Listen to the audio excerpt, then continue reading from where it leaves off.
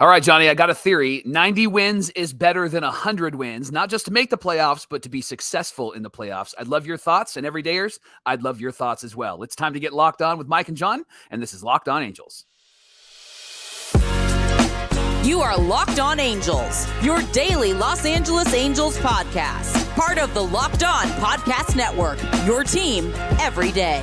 Thanks for making Locked On Angels your first listen of the day. You can find us anywhere you get your podcasts, including Apple Podcasts, Spotify, and SiriusXM by searching Locked On Angels. And you can help the show out in a few ways. Leave us a rate and a review on Apple Podcasts. If you're watching on YouTube, hit that thumbs up button. And if you're not subscribed, hit that subscription button to become a Locked On everydayer. And whether you're watching or listening, come over to the YouTube side and leave us a comment. It's the best way to get in touch with us and be a part of the conversation. And today's show is brought to you by our friends at GameTime. You can download the GameTime app, create an account, and use our promo code Locked On for $20 off your first purchase. Last minute tickets, lowest prices guaranteed. Happy Monday to you, and thanks for being here for this episode of Locked On Angels, where it's your team every day. You've got the Frisch Brothers here with you, aka the Super Halo Bros. My name is John, and that's my brother Mike. And my name is Mike, and that's my brother John. Hey, it's our second season and therefore off season with you, and we're excited to be talking Angels baseball every single Monday through Friday on the #1 daily Angels podcast. Mike, it's great to be #1. We love it, and we're grateful to you for making us #1 out there. On today's show, we talk about Dave Roberts and the one reason why the Halos should pursue him if Los Angeles Dodgers let him go. Is that going to happen? We'll talk about that and see. And would you trade the last 10 years of Angels baseball and misery for the last 10 years of Dodgers baseball and playoff shortcomings? We'll talk about that as well. But Mike, the first conversation we're having today is 90 wins a better situation than 100 wins. You have a theory. Yep. Why don't you lay that on us? Okay, so I've got some evidence that 90 wins is not just going to get you to the playoffs, but actually help you to be successful in the playoffs. You know, I like evidence. You know, I like facts. And yes, data. you do. Yes, you do. So here's why. First, we talked about how important it was for the Angels to get 90 wins, and they were on pace. And our good friend, Locked On Everydayer, Stephen Mumont, was keeping track of how well they were doing, and they were on pace. And then they lost pace completely, right? Yeah. But what we learned is that 90 wins not only got you in the playoffs for the Halos, but it could have won you the division because the Astros and the Rangers finished with 90 wins. Now, the Astros had a better record against the Rangers, so they got the division title. And then the Blue Jays got the last wildcard spot at 89 wins, which fantastic, good for them. The most wins for teams in the AL were the O's and the Rays. The O's had 101, the Rays had 99. That was the top in the AL. And then in the NL, the same idea was true of 90 wins. The top spot went to the Phillies for the wild card spot. They had 90 wins. And then the second and third spot went to Miami and Arizona with 84 wins. Now, I'm just going to caveat for just a moment and say I don't think that 84 wins will be enough ever in the American League. I think you have to at least get to 86 or maybe even 88 wins, right? And so that was kind of the scene in the NL. You heard the scene in the AL. But, Johnny, I'm convinced that perhaps 90 wins is better not only to get to the playoffs, but to be successful in the playoffs. So here's my theory. Would love your thoughts after I finish here. So the teams with the 5 best records in Major League Baseball in the regular season went 1-13 in the postseason. Baltimore got swept. Dodgers got swept. Both of them won 100 games or at least 100 games. Rangers, they got a sweep and they had 90 wins. The Diamondbacks got a sweep and they had 84 wins. So that's my first position, is that it seemed like the teams with lesser wins, not 100 wins, but 90 wins or around that mark, were successful. And then number 2, depending on where you finish, you're playing almost every day. You're not losing the rhythm of the regular season. Wildcard teams got a full day off, and then they had to play again, while 100-win teams got 6 full days off before they played again. So almost an entire week. And the big question is, so what happened, right? And I loved the analysis from Wayne Randazzo, of course, Angels play-by-play guy. He tweeted this out and I think summarized it well. He said 100-win teams tend to not face much pressure in the regular season. They take care of their business day to day and move on. That changes in the playoffs, as does the stiffness of the competition. Some thrive, some don't. It's not the format or the layoff that changes things. It's the pressure. So I'm of the opinion that 90 wins or hear about 90 wins is much better than winning 95, 99, or even 100 wins. Okay. Because the evidence from this year and from last year seems to point in the direction that those teams that aren't as regular season successful are really successful in the playoffs. Johnny, am I right? Am I wrong? Am I nuts? Am I crazy? Or am I just brilliant? Hit me. Come on. I don't know if it's brilliant. No. You know what I think? I don't disagree with the fact that like 90 wins and maintaining momentum and having a wild card spot, I think that certainly is helpful. I also think that it doesn't matter if you have the best record in baseball, kind of like the 2014 Angels. If you run into a team that's really hot, like the Kansas City Royals, they'll sweep you right out of the playoffs, Mike. Right. So right. I have no sympathy for anybody who's upset about the format and whatnot, because same thing happened in 2014 when there was a 1-game wild card and the Angels were swept right out of the playoffs by the Royals. So don't come crying to me with your, well, my team was the best in baseball, right? Yeah. However, here's what I think I would push back on. All of this evidence, all of these situations, everything that happened in this first round of playoffs, not counting the play-in games between the wildcard teams, or the elimination games.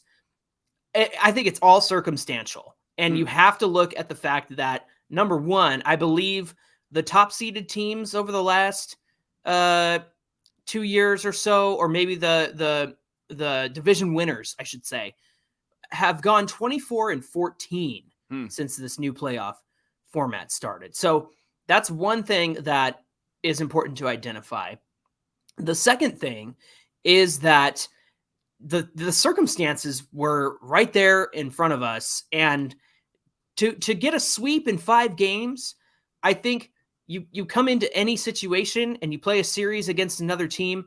That's why we always say, if the Angels could just get to the playoffs, anything could happen. Right. Literally anything could happen. And the way you play 162 games over the course of a full season is much different than how you manage in the playoffs. And that kind of goes into what I want to say about Dave Roberts later on. However, I will say this: the Dodgers, no pitching. And Dodger fans will tell you that. Dodger fans will tell you all of their pitchers were injured, and it's true. And somehow they still got to the playoffs.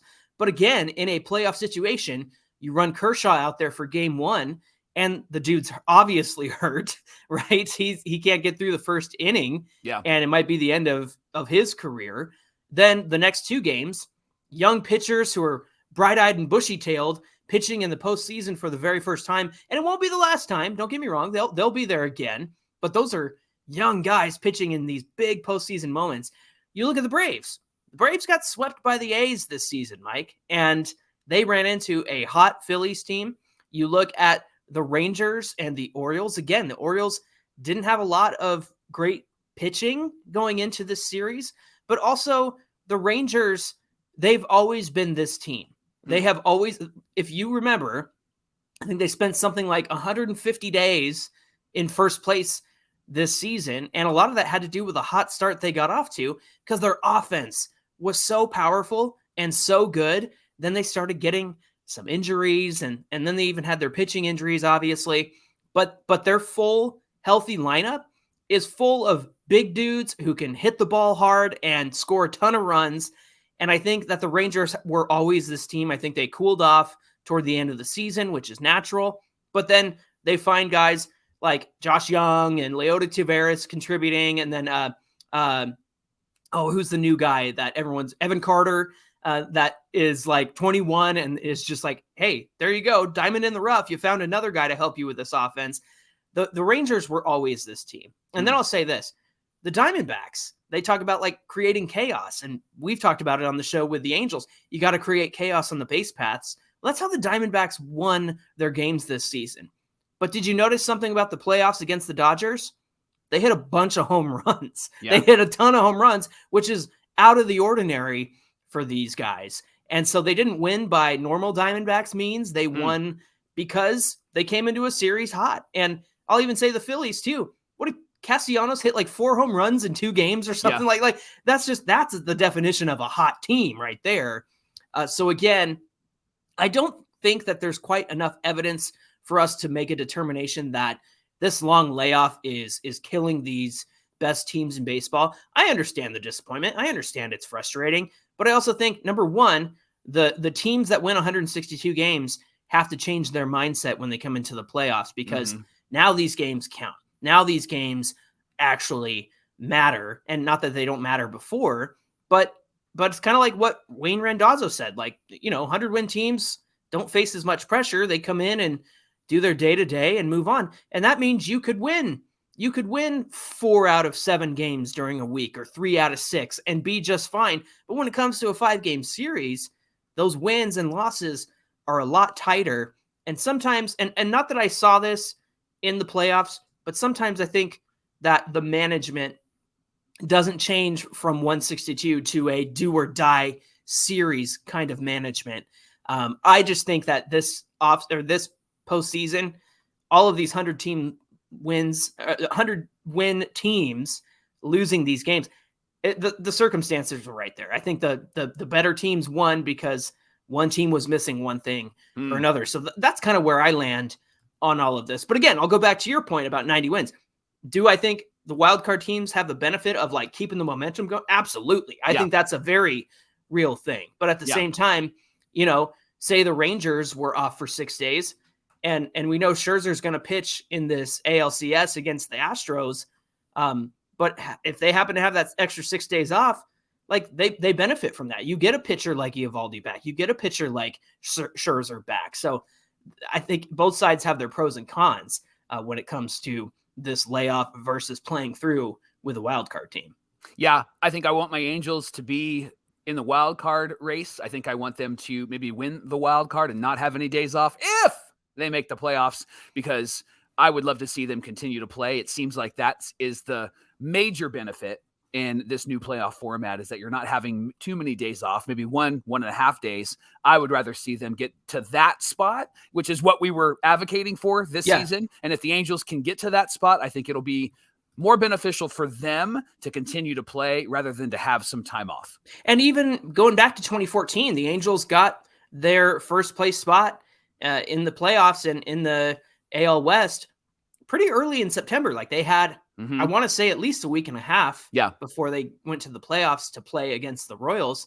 And to be honest, not that they punted the games, but you don't put your best guys in. They certainly relaxed. They relaxed. And maybe that has something to do with the fact that they got swept in the first series against the Royals. I don't know. Royals were a very hot team. They beat the A's. They came in. They went all the way. They swept all the way to the World Series until they lost to the Giants in that series. So that, talk about a hot team and riding the hot momentum that they had coming in. Hey, coming up on Locked On Angels, we're going to share one reason why the Halos should consider Dave Roberts if the Dodgers decide to fire him. We'll get into all of that coming right up.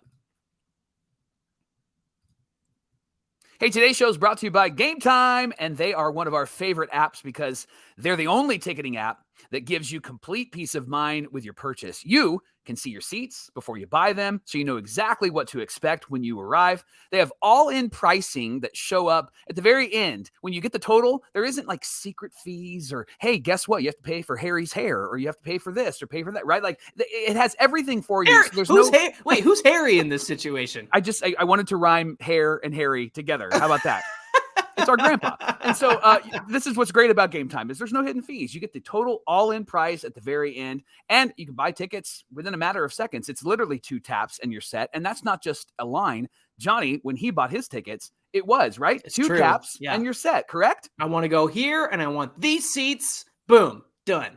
And what's great about GameTime is they're obsessed with finding ways to help you save money. GameTime has deals on tickets right up until the start of the event, and even after an hour. The event's already gone on for an hour. They still have last-minute tickets in place. They're on your side. They have exclusive flash deals, sponsored deals on tickets for football, basketball, baseball, concerts, comedy, theater, and more. And they also have zone deals. So you pick a section, and GameTime picks the seats, and you'll save an average of 18%. So let them help you out. And the GameTime guarantee, something we've talked about on the show often, if you find tickets in the same section, in the same row for less, GameTime will credit you 110% of the difference. So Stop worrying about buying tickets and just use the GameTime app. Download it right now. Use our promo code LOCKEDONMLB for $20 off your first purchase. Again, download the GameTime app, create an account, and use our promo code LOCKEDONMLB for $20 off your first purchase. Last minute tickets, lowest prices guaranteed. Thanks for making Locked On Angels your first listen of the day. Locked On Everydayers, we're going to be having the conversations you want to hear all week long, all throughout the offseason. And if there's breaking news, of course, we'll be here to cover it. You can also follow us at Locked On Angels on Twitter and at Super Halo Bros on Twitter and Instagram. So if anything does happen before showtime and you want to get our instant reaction, you know where to find us. Again, at Locked On Angels on Twitter and at Super Halo Bros on Twitter and Instagram. Johnny, Dave Roberts has done a really good job with the Dodgers. Would you say so? In the regular season. In the regular season, yeah, it's the playoffs where it kind of falls apart, just like my sentence structure there. And the Dodgers have been really good. So let me just give you some backstory, because this is Locked On Angels, not Locked On Dodgers. And there is a reason we're talking about the Dodgers. So here's some backstory. The Dodgers won 106 games in 2019, 106 games in 2021, 111 games in 2022, 100 games this season. But they were eliminated in the NLDS almost every single time, and eliminated in a really terrible way, like this year, where they got swept by the Diamondbacks. What a shame. The reason why we're talking about all of this is not because we're bragging, sort of, but also because we have no room. We have gloating. No room. I think it's probably gloating. Yeah, gloating. Listen, we want to live in the misery of other fans because we've been in misery for so long. But there is a reason why we're talking about this, because there has been conversations, and we've talked to some Locked On Everydayers who are Locked On Everydayers for the Dodgers that are friends of ours. And they keep talking about, like, oh, it's time to make a move. You got to fire Dave Roberts. You got to get rid of him. So Johnny, I got a two-layered question here. Yeah. If the Dodgers fire Dave Roberts, do you think that Mark Prior, the Dodgers pitching coach, goes with him? By the way, he's been an incredible pitching coach, and he is what looks to be, has figured out a lot of messes with Dodgers pitching or with pitchers that have come in. And the question I really want you to answer is, would you sign Dave Roberts just to get Mark Prior? So I'll start with your second question. If getting us Dave Roberts and Mark Prior in one fell swoop happens, then yes, I am all for it. You're in. I'm in. We've seen Dave Roberts manage a mix of veterans and young talent very well for the Dodgers for the last decade or so. Yeah. After taking over Don Mattingly's position as the manager, actually, which is kind of funny because his name's been out there perhaps as an Angels manager. Mike, I think that somebody actually, who was it? There was a voicemail, I believe. It might have been our friend Tracy from Henderson, Nevada, who left us a voicemail last week, but he said, you give Dave Roberts this Angels roster, and it's the same results as Phil Nevin having this Angels roster and vice versa. And I can't remember how we responded to that, but it was an interesting question. And so it does make me consider, can Dave Roberts manage a team with a bunch of one-year guys, especially like these last couple years of Angels teams where it's like, hey, let's go get Matt Harvey and Trevor Cahill. Like, it's just that doesn't help anybody. You could bring that up. Come on, John. Well, I'm just saying, like, you could be friggin' Dave Roberts or Bruce Bochy or anybody and still have those issues with the Angels, because it's the teams that the Angels have been putting together that are the problem. However, if there was a situation, and I don't think it's going to happen, I don't think Dave Roberts is going to get fired. But here's what I would say. If he were to be let go, I think the Angels should immediately make that move, especially if Mark Prior comes with him, because we all know Mark Prior is the king of the pitching lab and helping young guys find their best stuff, and possibly create a pitching lab with the Angels and say, hey, listen, Artie, Perry, this is what you guys need. This is what you're lacking. Here's what you need to be spending your money on. So perhaps there would be an emphasis on the areas where we wanted the Angels to spend money all these years. Instead of, backing up the Brinks truck for Anthony Rendon, put some of that money toward player development, a pitching lab, a hitting lab, all that stuff. And I contend that Perry is trying to establish that stuff. I mean, The driveline hires are certainly guys who would emphasize that as well, because driveline is a pitching lab and a hitting lab. So I believe that Perry also wants that for this Angels team. Now, if the Dodgers fire Dave Roberts, I think that would be a huge mistake. And here's why. Getting to the postseason is the number one important thing. But like I said last segment, and I wanted to talk about this, you have to change your mindset when it comes to the postseason. Mm-hmm. You have to change the way that you manage and how you do it once you get there. I fully contend and understand you can't have Mookie and Freddie go 1 for 21, right? You have to be able to hit with runners in scoring position. After Mookie and Freddie, there's not much going on in terms of offense in that lineup, right? And then to go into the postseason with the arms that you had out of the rotation, Bobby Miller, again, young guy, bright future, bright-eyed and bushy-tailed under the playoff lights, right? Overwhelmed by the moment. And Clayton Kershaw, somebody you can rely on, count on. I know he's had his struggles in the postseason, but again, I think it all comes down to his injury this season. But in the previous years, what about those Kershaw moments where we all see him in the dugout with his head down? Like, this was not the first time that we've seen that. That is a very familiar scene, but you have to change your mindset. You have to strategize and pitch differently and do situational hitting differently and maybe change your lineup accordingly. But again, once you get to the postseason, you can't manage like you do in 162 because it's do or die. Like, these are games you have to win. And really, I think it involves a lot more feel, Mike. I mean, one of the reasons why the Blue Jays are out of the postseason is they pulled Jose Barrios after like 4 innings. Yeah. And the guy was cruising. Yeah. And the analytics said, well, he probably shouldn't go through the rotation another time. Like, get out of here with that. You can do that in 162. But when you see a hot hand cruising through the first 4 innings, like, you do not remove that guy from the situation. And I think perhaps maybe Dodger fans can correct me. Maybe Dave Roberts doesn't necessarily have the feel, or maybe it's too much feel. What are your observations? Which one do you think it is? I think that what I'm hearing from Dodger fans, because I'm not watching every day, what I'm hearing from Dodger fans is it seems like there are some Phil Nevin-like moves when he is working 162, but then when they get to the playoffs, it seems like it gets almost, the volume gets turned up on some of those decisions. And so if like he flipping around Cal Raleigh to his power side.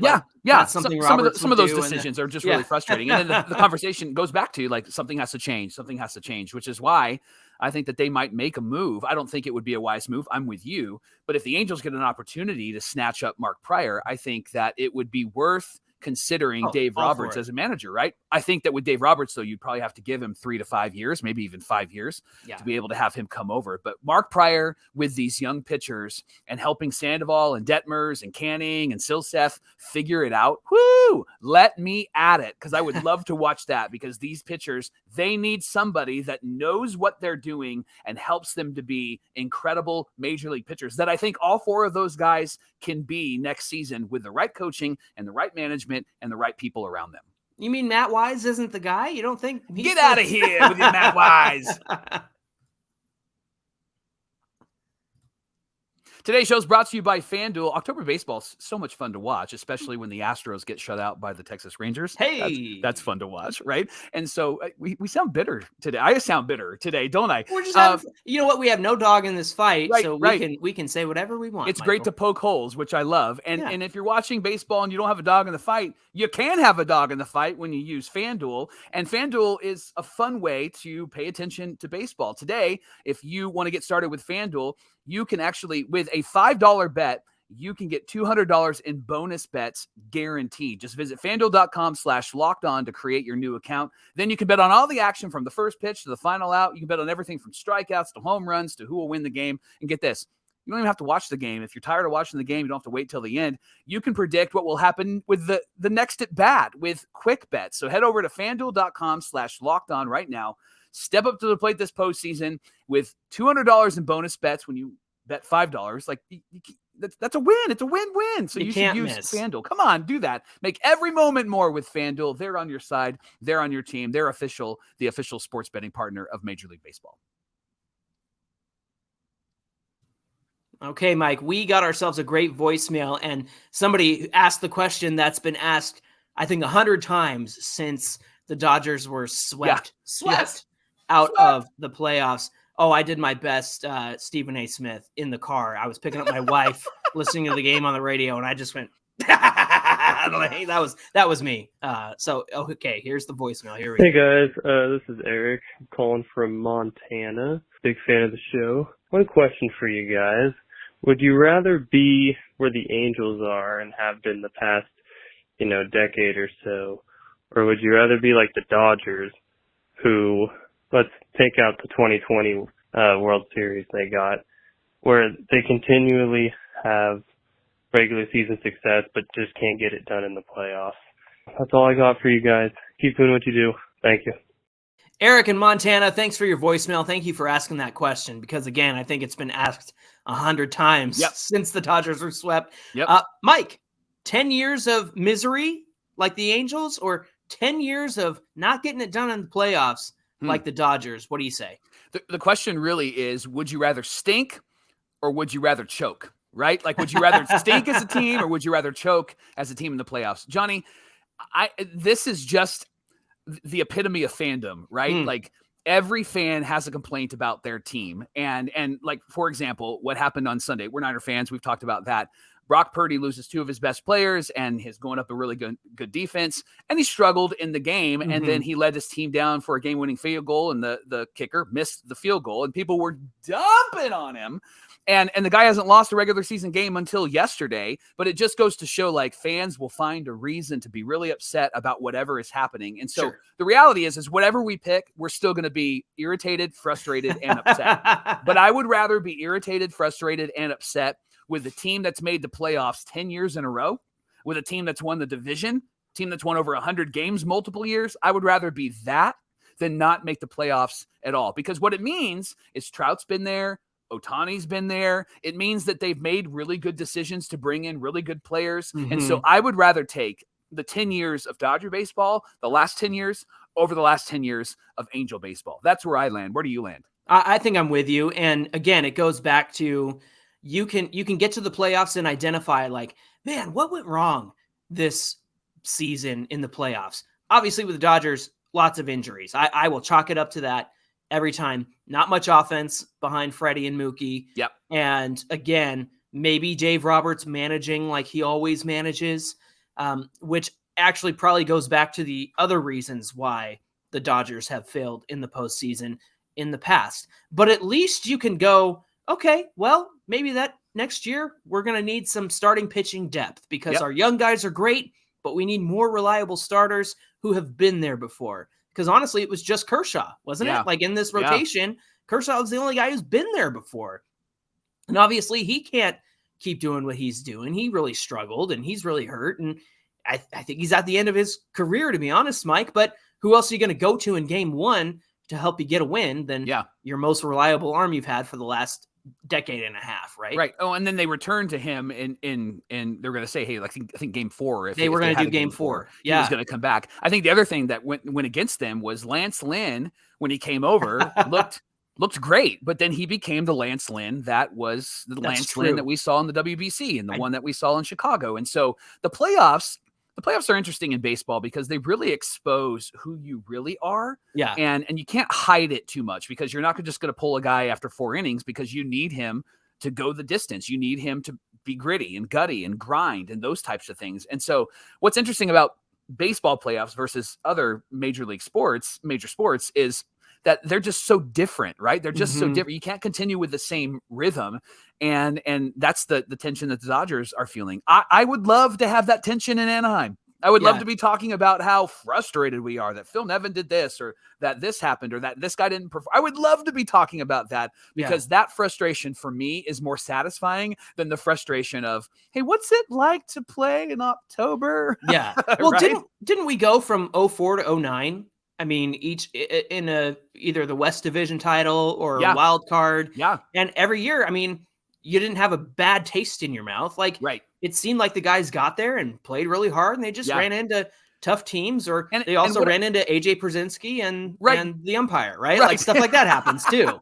Yeah, and there are those moments. But what I liked about those seasons, though, and I think this is where Dodger fans are really frustrated, is those seasons the Angels, like they kept competing, and then finally when they beat the Red Sox, I remember we were sitting at a pizza place locally here in the town I live in, and we watched Vlad Guerrero like hit a grand slam in that game and knock in some runs. Like they incrementally got better, and then 2010 happened, and it just everything fell apart after that. And so that was the frustrating part, was like, well, what happened to that team that was getting really good? Why are those decision makers not making those decisions anymore? Why are they want gone? that. I want that for this team. I would long for that. And I would even say like that kind of asterisk World Series in 2020, even if the Angels didn't have that, I would still take 10 years of a playoff run rather than not being there at all.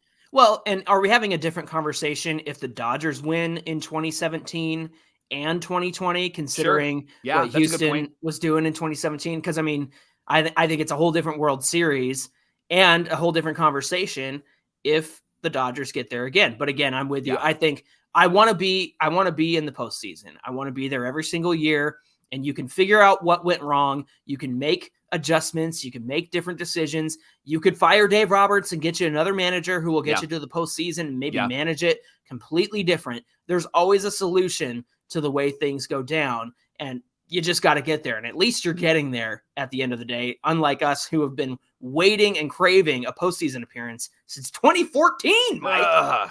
Hey, thanks for making Locked On Angels your first listen of the day. Remember, we're here Monday through Friday, 5 days a week. And thank you for being a Locked On every day. Or if you want to reach out to us, Johnny, tell them how they can do that. Yeah, get at us at Locked On Angels on Twitter and at Super Halo Bros on Twitter and Instagram. Again, if there's any news updates, breaking news, any of that kind of stuff, we'll be there for you. And be sure you get into our comments too. It's the best way to reach out to us and get a hold of us as well.